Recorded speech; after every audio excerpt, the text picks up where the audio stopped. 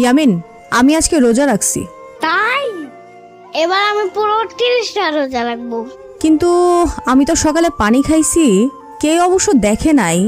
জানো সাম্বা, আজকে মা আদি পুরো 2টা মিষ্টি খাইছে। ওনা রোজা রাখছে? আচ্ছা বাদ দাও, আমাকে কিছু টাকা দাও। কেন? গ্রিন চিপস খাবো তাই। এই নাও। কত দিলা? মাত্র 5 টাকা।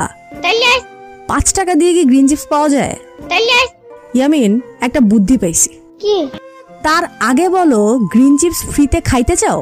হ্যাঁ হ্যাঁ। চলো তাহলে। কোথায়? আমাদের বাড়ির পাশে একটা নতুন দোকান হইছে, সেখানে চলো চাইলে। ইয়ামিন, তোমার একটা কাজ করতে হবে। কি কাজ? তুমি দোকানদারকে গিয়ে বড় একটা সালাম দিবা, তারপর হাত দিয়ে কিছুক্ষণ পেট নাড়াচাড়া করবা। পারবা কিনা ভাইবা দেখো। আরে ধুর, কিসের ভাবা ভাবি।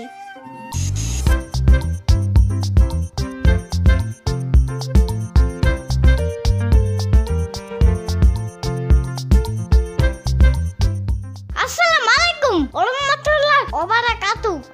ওয়া আলাইকুম আসসালাম। এই বাবু, তোমার কি হয়েছে? পেট ব্যথা?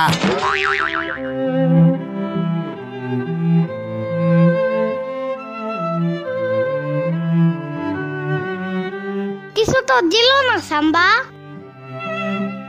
তাহলে এবার অন্য কিছু করতে হবে। তুমি যাইয়া দোকানদারকে মামা বইলা সালাম দিবা, তারপর চিপসের দিকে তাকায় কান্না করবা।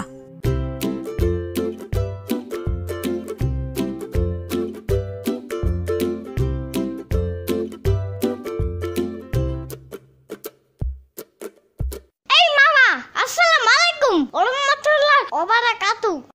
ওয়া আলাইকুম আসসালাম।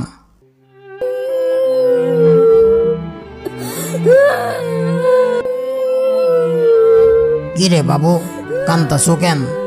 কেউ মারছে তোমারে? একবার পেট হাতাও, একবার কান্তাছো, পেটে চুলকায়।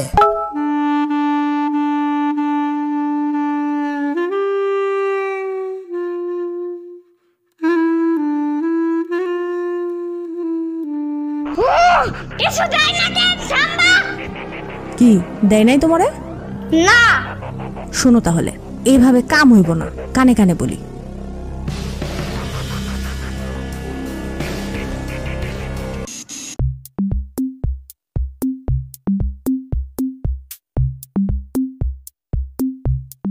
কিরে বাবু, চিপস নিয়ে কই যাস? পেটের ব্যথায় পাগল হয়ে গেছোস? ওরে বাপুরে, আবার রাগও দেখায়। রাগ দেখালে কামিব না। চিপসের দাম দাও 10 টাকা। মাত্র 10 টাকা? টাকা না দিলে চোরের মতো বাইন্দা রাখুম। আমি কি চোর নাকি? কি ও চাচা, এই পুস্কিরে বান দিবেন কেন? প্রথমে আমার দোকানের সামনে আইয়া পেট হাতাইতাছিল, পরের বার আবার আইয়া দোকানের সামনে কান্তাছিল।